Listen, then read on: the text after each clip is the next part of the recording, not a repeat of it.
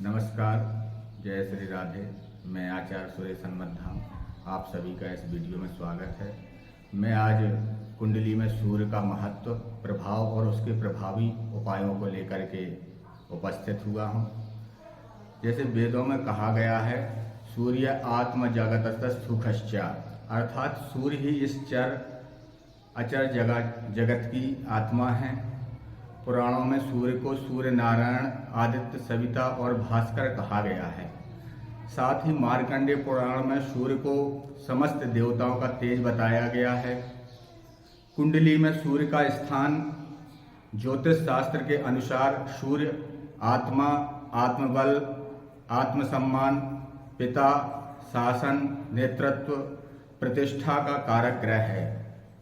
बृहद पाराशर होरा शास्त्र में कहा गया है कि जिस जातक की कुंडली में सूर्य बलवान होता है, वह व्यक्ति जीवन में तेजस्वी, निडर, आत्मविश्वासी और नेतृत्व क्षमता से युक्त होता है।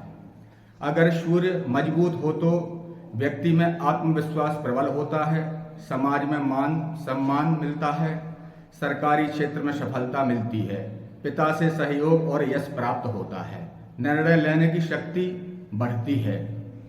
ठीक इसके विपरीत वहीं सूर्य अगर कमजोर है तो आत्मविश्वास की कमी, भय, झिझक, हीन भावना, पिता से मतभेद, सरकारी कार्यों में बाधा, नेत्र व हृदय संबंधी कष्ट।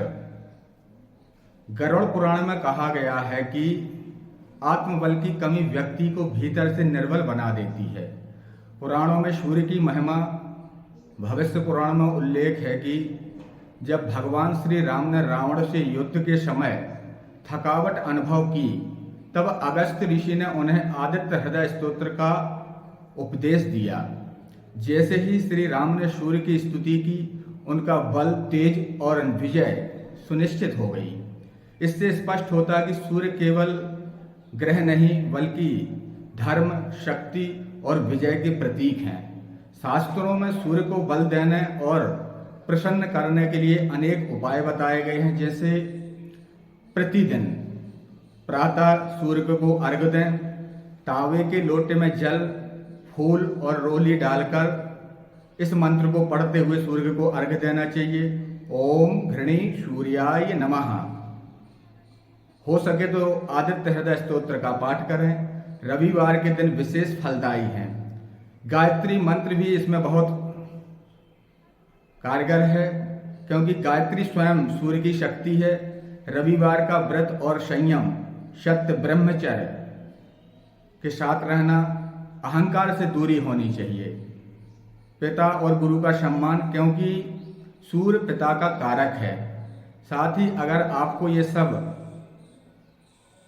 उपाय करने में किसी प्रकार की कोई दिक्कत है